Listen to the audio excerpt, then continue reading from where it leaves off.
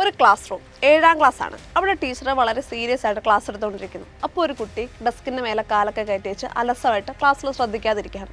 സ്വാഭാവികമായിട്ടും teacher ചോദിക്കാമല്ലോ. Teacher ചോദ്യം ചെയ്തപ്പോൾ ഈ കുട്ടി ടീച്ചറെ അസഭ്യം പറഞ്ഞു. ടീച്ചർ വടിയെടുത്ത് ഈ കുട്ടീനെ തല്ലി.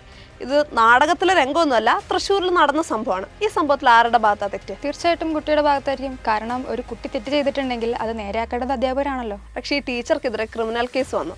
പക്ഷെ ബാലനീതി പ്രകാരം എടുത്ത കേസ് കോടതി റദ്ദ് ചെയ്തു. എന്നിട്ട് ന്യായാധിപൻ പറഞ്ഞത് ഇങ്ങനെയാണ്: ക്രിമിനൽ കേസും ജയിലും ഒക്കെ ഒഴിവാക്കാൻ വേണ്ടിയിട്ട് വിദ്യാർത്ഥികളെ പേടിച്ച് കഴിയേണ്ട അവസ്ഥയാണ് ഇപ്പോൾ ടീച്ചേഴ്സിനുള്ളതെന്ന്. സത്യമല്ലേ? അധ്യാപകർ കുട്ടികളെ പേടിച്ച് കഴിയേണ്ട ഒരു അവസ്ഥ ഇല്ലായിരുന്നെങ്കിൽ ഈ നാട്ടിൽ ഇത്രയേറെ കുട്ടി ക്രിമിനലുകളും ടീനേജേഴ്സ് ആയിട്ടുള്ള ഡ്രഗ് അഡിക്ട്സും ഉണ്ടാകുമായിരുന്നില്ല. ചുരുക്കത്തിൽ പറഞ്ഞിട്ടുണ്ടെങ്കിൽ ഒഴിവാക്കിയ ശിക്ഷണം നാടിന് തന്നെ ശിക്ഷയായി. ഇനി എക്സാമ്പിൾസ് ഒരുപാടുണ്ട്. Kannur Pallikkunnu government higher secondary സ്കൂളിൽ പരീക്ഷയ്ക്ക് കയറാതെ ക്ലാസ്സിന് പുറത്തു നിന്ന വിദ്യാർത്ഥികളോട് ക്ലാസ്സിൽ കയറാൻ പറഞ്ഞ അധ്യാപകനെ വിദ്യാർത്ഥികൾ ക്രൂരമായിട്ട് മർദ്ദിച്ചത് കഴിഞ്ഞ സെപ്റ്റംബറിലാണ്.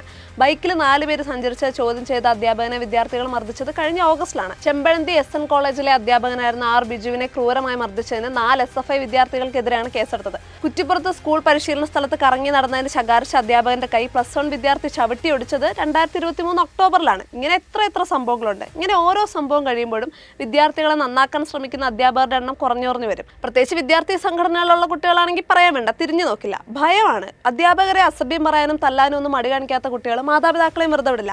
നാളെ സഹപാഠികളായ സിദ്ധാർത്ഥമാരെ ആക്രമിക്കാനോ തല്ലിക്കൊല്ലാനോ ഒന്നും അവർക്ക് ഒരു മടിയുണ്ടാവില്ല. മാത്രമല്ല, വിദ്യാലയ പരിസരങ്ങളിലെ മയക്കുമരുന്ന് വ്യാപാരം ഇന്നത്തെ കാലഘട്ടത്തിൽ കേരളത്തിലൊരു വാർത്തയല്ലാതായി തന്നെ മാറിക്കഴിഞ്ഞു. കഴിഞ്ഞ മെയിൽ 1140 സ്കൂളുകളിൽ നടന്ന ലഹരി ഇടപാട് എക്സൈസ് കണ്ടെത്തി.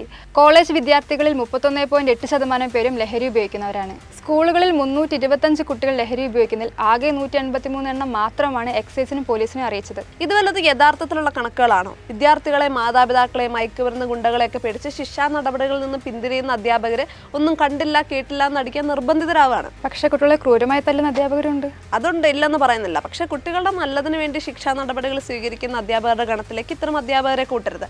ക്രൂരമായിട്ട് കുട്ടികളെ മർദ്ദിക്കുന്ന അധ്യാപകരെ അധ്യാപന ജോലിയിൽ നിന്ന് തന്നെ പുറത്താക്കണം. പക്ഷെ നല്ല അധ്യാപകരെ മാതാപിതാക്കളും PTA സമൂഹവും ഒക്കെ ചേർന്ന് സംരക്ഷിക്കുകയും വേണം.